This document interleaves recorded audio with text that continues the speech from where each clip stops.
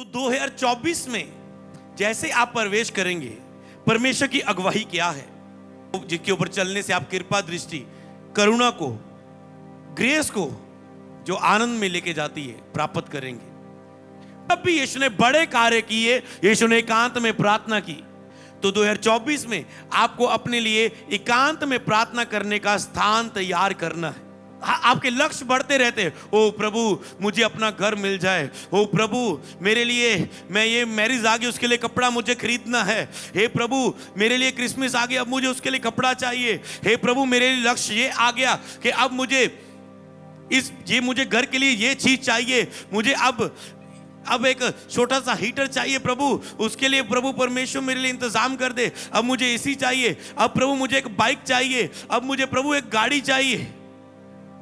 आपकी जरूरतें बढ़ती रहेंगी। चर्च के लिए प्रभु अब मुझे जमीन चाहिए, अब मुझे ये चाहिए, अब मुझे वो चाहिए। पर सबसे उत्तम अगर कुछ चाहिए आपको, वो पता क्या है? आपकी प्रार्थना का एकांत का स्थान।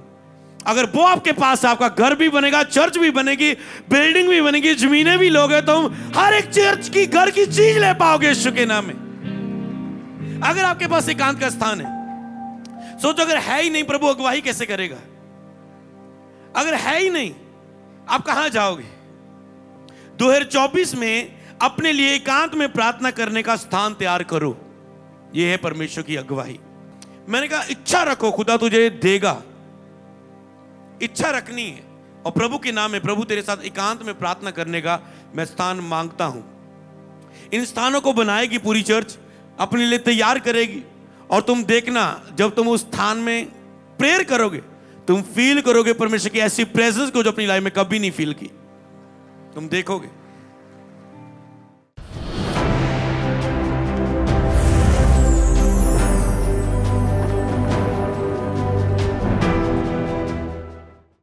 तो ओके, क्रिसमस मीटिंग के बाद अब आपकी लाइफ में जो महत्वपूर्ण है, जो जरूरी है, जो करना है आपको, मैं आपको लक्ष्य बताता हूं। उसको बाद में सुनना है, पहले समझना है, फिर लिख लेना। मैं आपको टाइम दे दूंगा। अगर ना भी लिखा हुआ, ये पोस्ट आपको मिल जाएगी स्क्रीन पर, आप उसे स्क्रीनशॉट कर लेना। लाइव के बाद में उन बाइबल वर्सेस को देख लेना।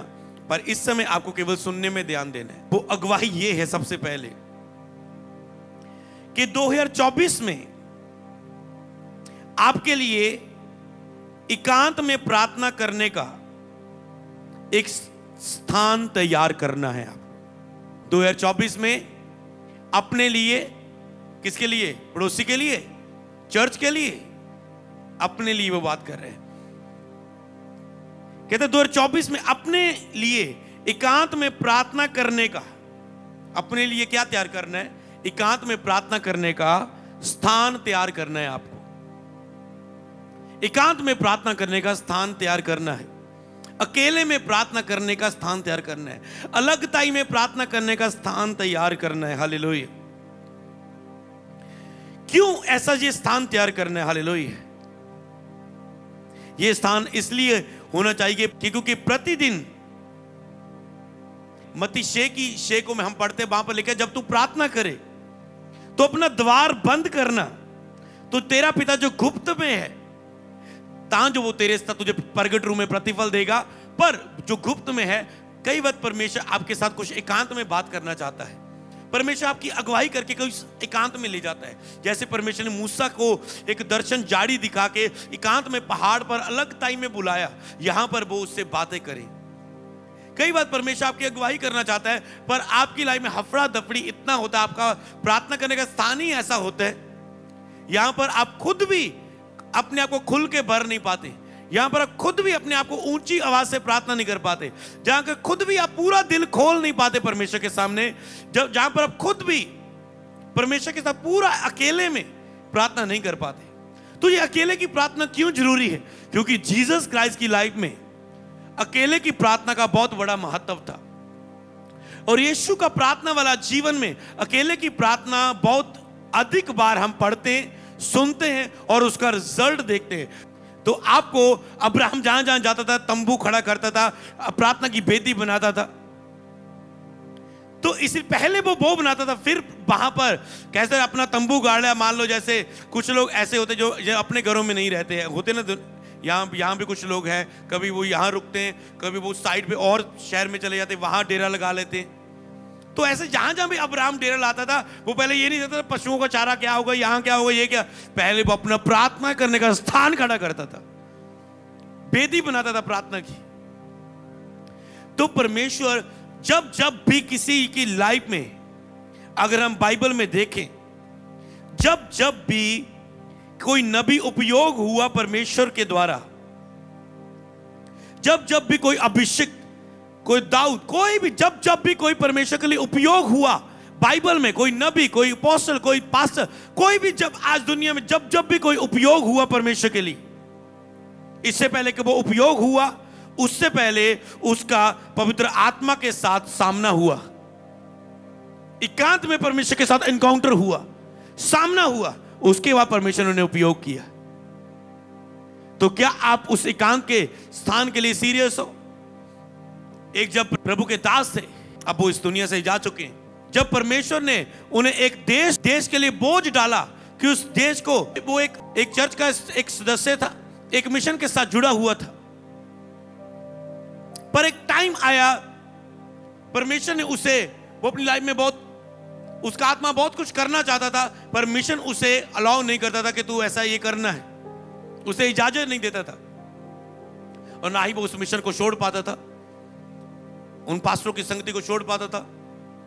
पर एक टाइम ऐसे आया कि परमेश्वर के आत्मा ने, जब पूरा प्रेशर उसकी आत्मा के अंदर चला जा रहा था, वो डिसीजन नहीं ले पा रहा था, परमेश्वर ने उसे बुलाया, और वो उस आत्मा के फ्लो के बाद वो एक सारी चीजों से अलग होकर एकांत में एक स्थान में उसने एक होटल में कमरा बुक किया, और वहां पर लगातार वो प्रार्थना करने लगा, एकांत में अकेला रहने लगा, सब चीजों को छोड़ के, फोन रख लो, सब जो भी मुद्दे चीजों की चीजों को दूर करके, काम को, मिशन की कॉल्स, काम को, सब चीज छुट्टी लेके होटल में एक रूम लिया, और उसने लगातार प्रार्थना करने, उसने टारगेट लिया, मैं 1 महीना इसमें प्रार्थना करूंगा।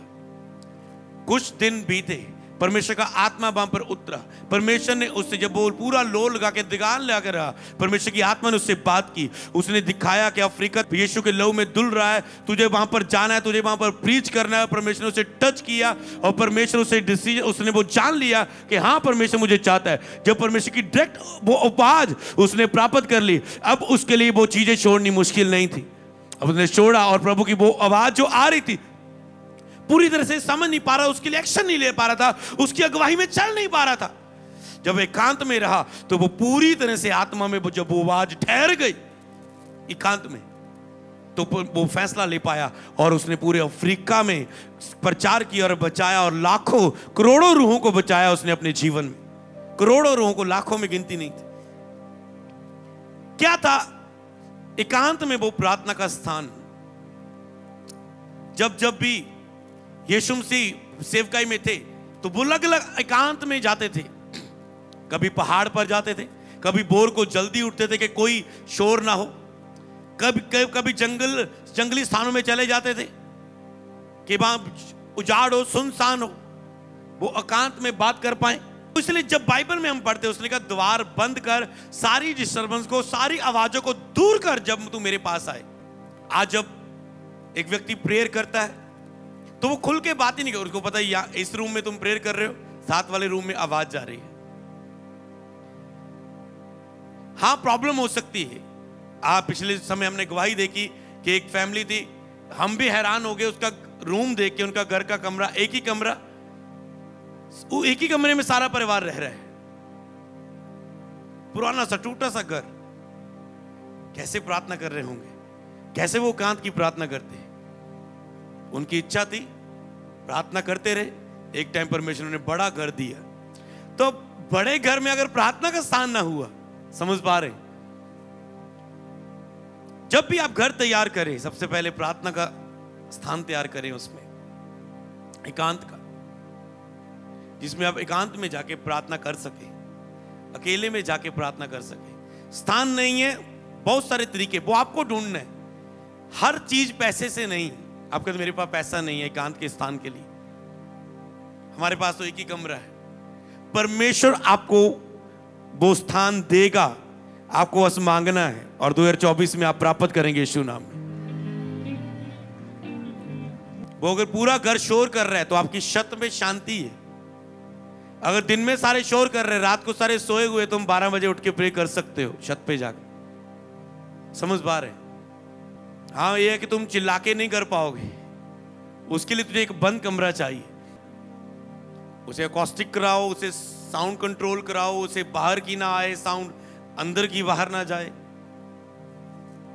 कुछ भी करो, एकांत में चले जाओ, कुछ सुनसान इलाके में चले जाओ। उसके लिए क्या पैसे लगेंगे तुझे? हाँ, दोपहर को चले जाओ।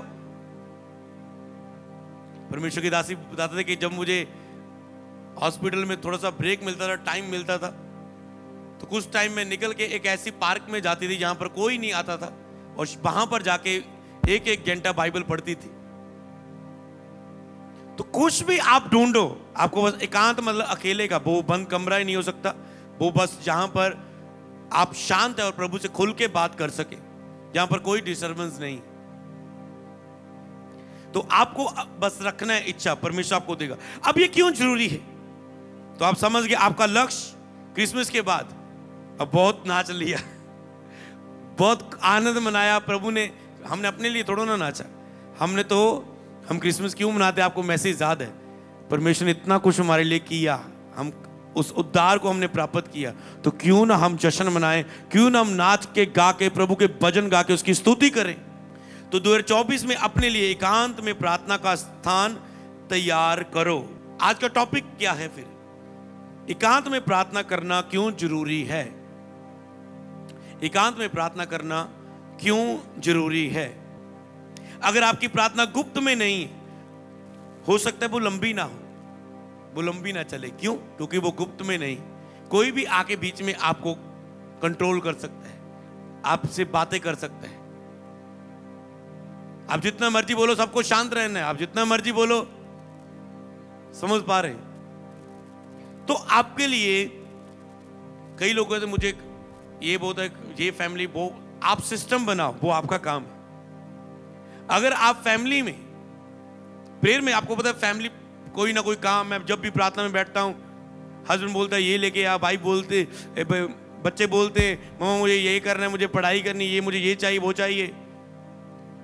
जहां बच्चे शोर मचा रहे जब आप प्रेयर कर रहे हो, कुछ भी है। जब मैं प्रार्थना करता था, मैं क्या करता था, मुझे बहुत सारे फैमिली के काम होते थे, एग्रीकल्चर का काम होता था, लोगों के घर में दूध देना होता था, खुद में अपने काम पे भी जाना होता, फैमिली के बहुत सारे काम होते थे, खेती बाड़ी के काम, पशुओं के काम बहुत सारे होते थे, घर का सारा राशन लेके आना, सारा सामान लेके आना, सब्जियां लेके आना, कुछ भी फैमिली ने मंगवाना वो लेके आना। मसीह में नया नया आया था, कभी आटा लेके आना, कभी सिलेंडर लेके आना, कभी कुछ काम के लिए जाना, कभी कुछ। तो मैं सारे निपटाता था, पूछ लेता क्या चाहिए, क्या क्या और बताओ, क्या सिस्टर बाजार में जा रहा हूं, क्या लेके आना है, एक बता दो, क्या लेके, सब कुछ खत्म करके अब बोलता ना, अब आपके काम मैंने कर दिए, अब 2 घंटे में प्रेयर में जा रहा हूं, कोई मुझे तंग ना करे। समझ पा रहे? आप अपनी जिम्मेवारियों को पूरा करो, फिर बैठ जाओ, फिर आपको कोई तंग नहीं करेगा। अगर आप उसको छोड़ के, पति आपका काम से आया है और आप कहते हैं मैं प्रार्थना में हूं, वो कहता है अरे पानी का गिलास तो दे दे, अजी मैं प्रेयर में हूं, एकांत में हूं। समझ पा रहे हैं? आप अपना शेड्यूल बनाओ, सिस्टम बनाओ, और फिर वो स्थान, वो समय रेडी करो। एक ही प्रेयर रूम है, घर के 4 मेंबर हैं, बोल 2 से 3 तेरा, 3 से 5 मेरा टाइम, 6 से 7 बहन का, 7 से 8 भाई का। समझ पा रहे हैं? वो कोई भी स्थान रेडी करो। चर्च में आप आ सकते हो, एकांत ढूंढना है, चर्च में आ जाओ, यहां पर कहीं भी कॉर्नर में बैठ जाओ।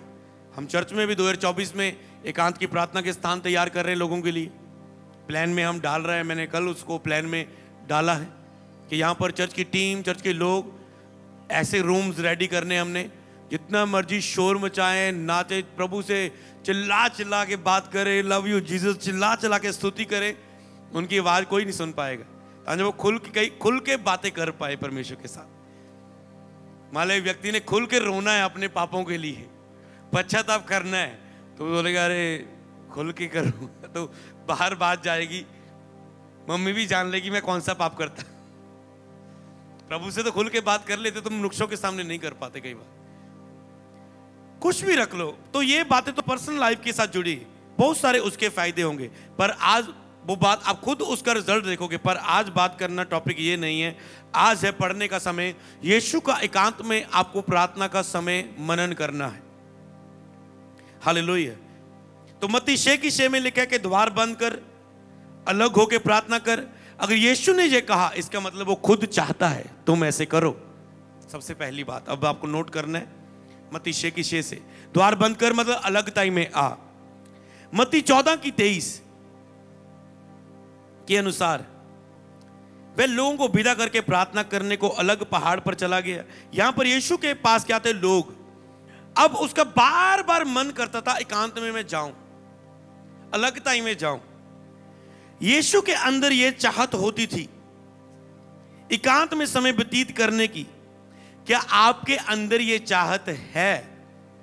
आपको यह चाहत पैदा करनी है कि मैं एकांत में प्रार्थना करना चाहता हूं, मैं एकांत में प्रार्थना का स्थान चाहता हूं।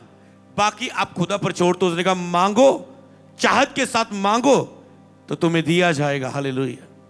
आपका काम है चाहत पैदा करना। ये वचन, ये बाइबल वर्सेस आपके अंदर चाहत पैदा करेंगे। जब आप एकांत में प्रार्थना के फायदे को पढ़ेंगे, एकांत में प्रार्थना करना क्यों जरूरी है, तो आपके अंदर ये चाहत पैदा करेगा। आप देख रहे हैं कि जीसस के अंदर चाहत थी। एक बार वो खुद कहता है द्वार बंद कर, कुंडी लगा। कुंडी क्यों लगानी कहता है? द्वार बंद करने को क्यों बोलता है? खुला छोड़ देना, प्रार्थना करने भेज, चाहे तो कोई भी आए। बच्चा खेलता खुलता आए, मम्मी, कोई भी आए, हम तो ये ढूंढ रहे थे, तू कहां थे? अब चुप चुप चुप, बात चल रही है। कई वक्त मैंने देखा जब एकांत के स्थान नहीं होते थे, शैतान प्रॉब्लम क्रिएट करता था। मैंने जब डीप जाना, आप उन चीजों को, अगर फोन है तो पता है, जब आप डीप चल गए तभी फोन बजना। आप डीप जा रहे हैं, इसलिए प्रभु ने कहा उस चीज को, शैतान को किसी चीज को टच करने का तुझे रास्ता नहीं देना, शैतान को अवसर ही नहीं देना कि जब मैं तुझसे बात करूं तुझे वो चीजें दूर करनी है जिसके द्वारा शैतान तुझे रोक सके उस बात को बताने के लिए जो मैंने तुझे देनी। क्योंकि इच्छा शक्ति इंसान के अंदर है। इंसान डिस्टर्बेंस क्रिएट करता है कई वक्त।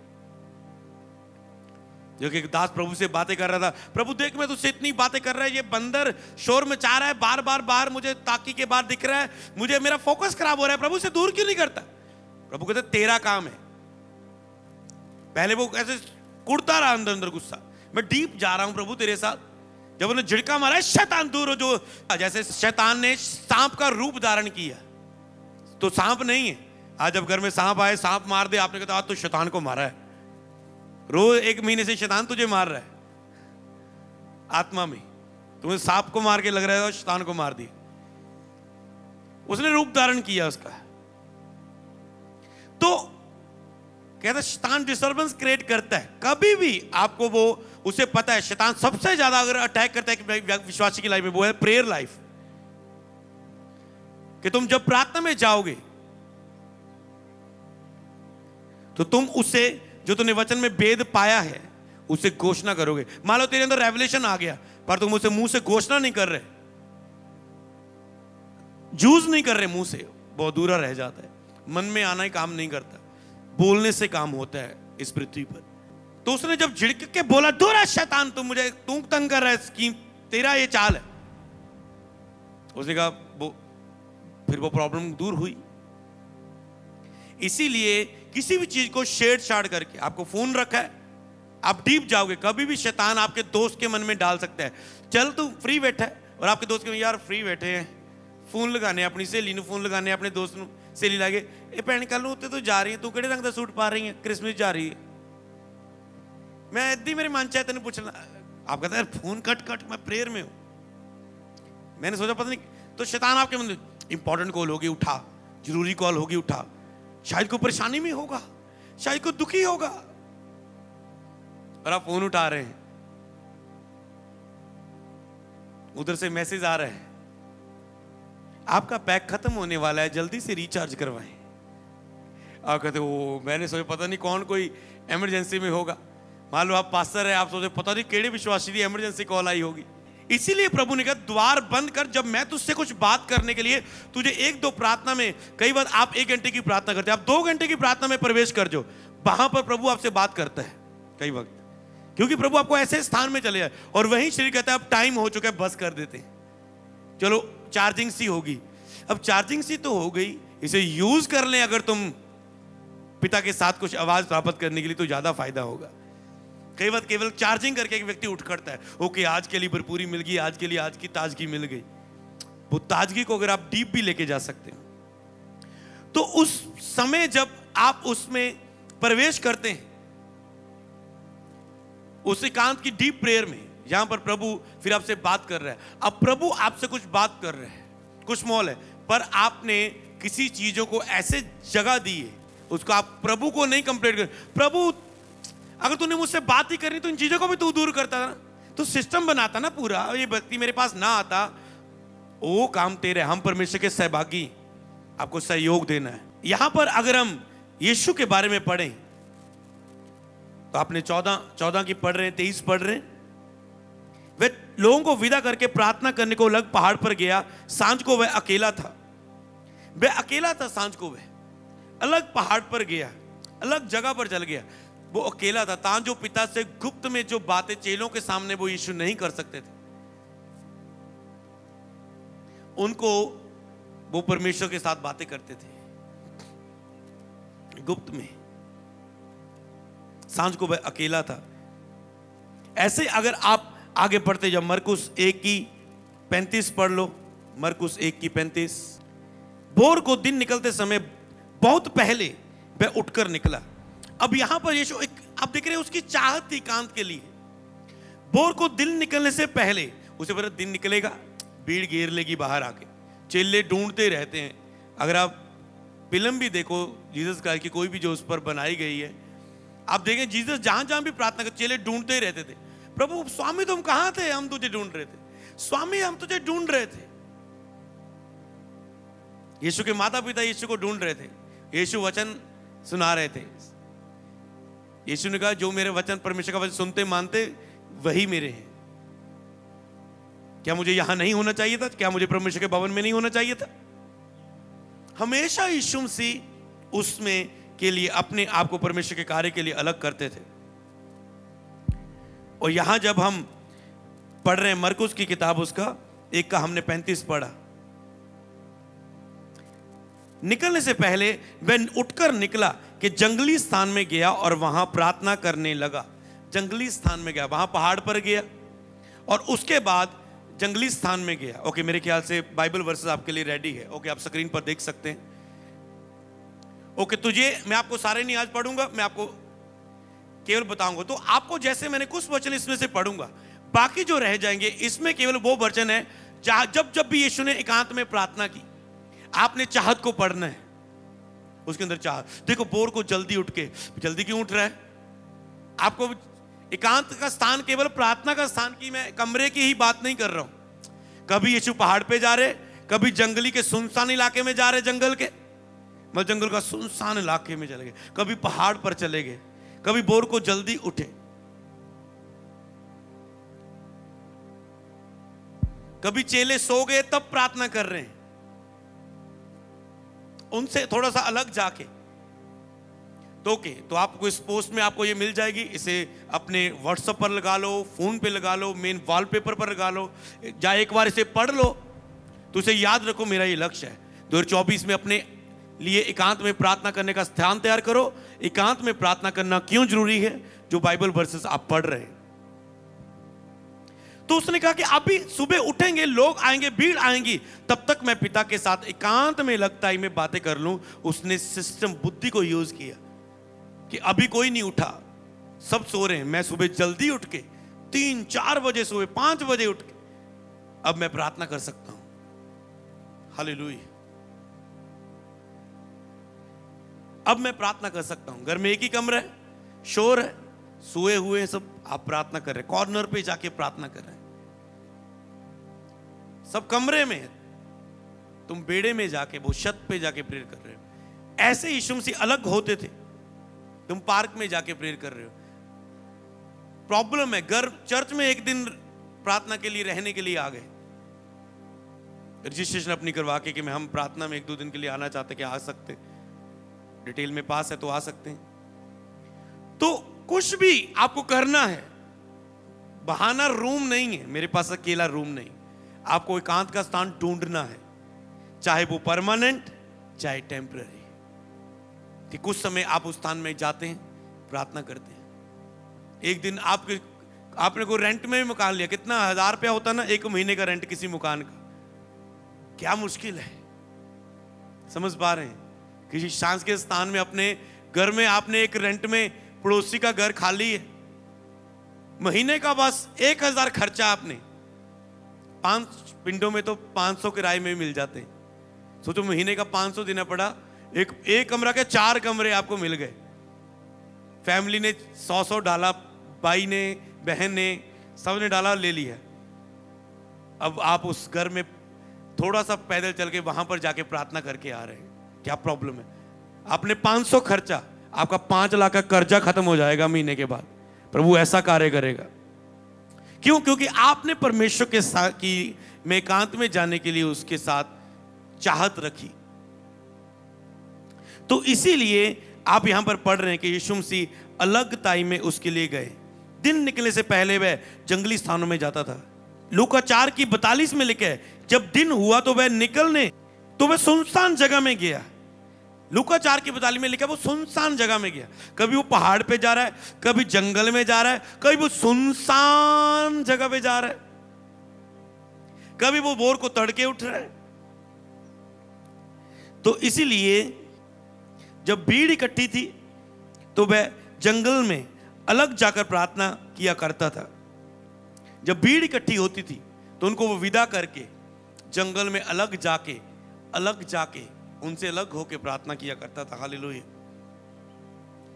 तो ऐसे अगर आप इसे पढ़ें, अगर और गहराई को देखें, ये बाकी आप खुद पढ़ेंगे, यीशु मसीह ने जब जब भी कोई खास कार्य किए, जब उसने प्रार्थना करनी सिखाई, बड़ा कार्य चेलों को, उससे पहले वो प्रार्थना कर रहा था।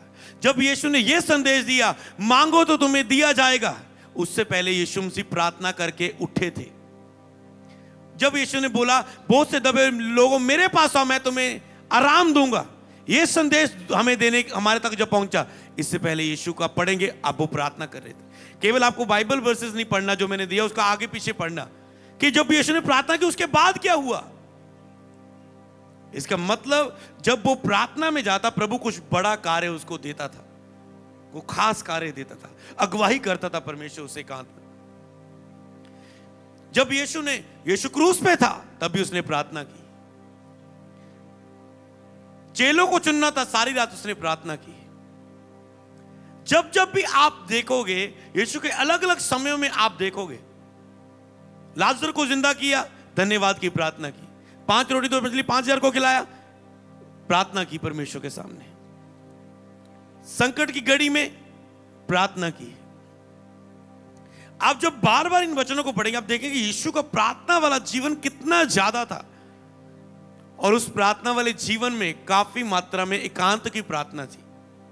एक प्रार्थना थी जो वृक्षों के बीच में करते थे, क्रूस पे उसने की, चमत्कार करने के रूप में की। जब उसने बड़े बड़े जो भी कार्य किए, उससे पहले यीशु मसीह ने प्रार्थना की।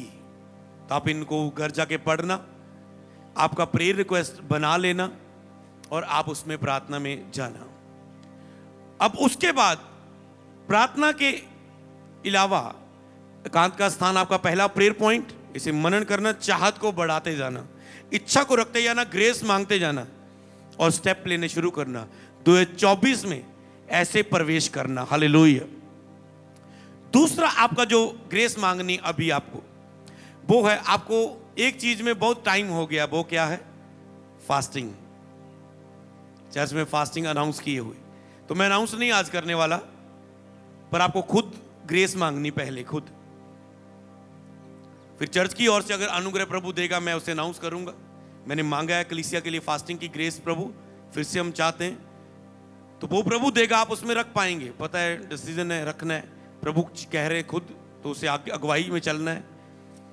पर इससे पहले आपको मांगना है, प्रभु मुझे उपवास में जाने की ग्रेस दे कि 2023 का एंड और 24 की शुरुआत मैं उपवास में जाके, एकांत के स्थान में जाके बलपूर्वक प्रवेश कर सकूं। हालेलुया। तो इसलिए फास्टिंग की ग्रेस मांगना क्रिसमस मीटिंग के बाद, ये आपके लिए प्रेयर पॉइंट है। अपने लिए तो कोई भी आपको ग्रेस मिले फास्टिंग की, रख लेना। चर्च की जब अनाउंस हो तो उसमें ऐड कर लेना, चाहे वो अलग आप उसमें, उससे पहले आपने रखी होगी तो अच्छा रहेगा। तो इसलिए आपको फास्टिंग की ग्रेस मांगना है। तो इसीलिए आपको याद रखना, फास्टिंग की ग्रेस, एकांत की प्रार्थना, ये 2 अनुग्रह मांगना प्रभु से। मुझे दया करे, एकांत का स्थान ढूंढने में रोज कोशिश करूं, और मुझे उपवास में जाने की ग्रेस दे।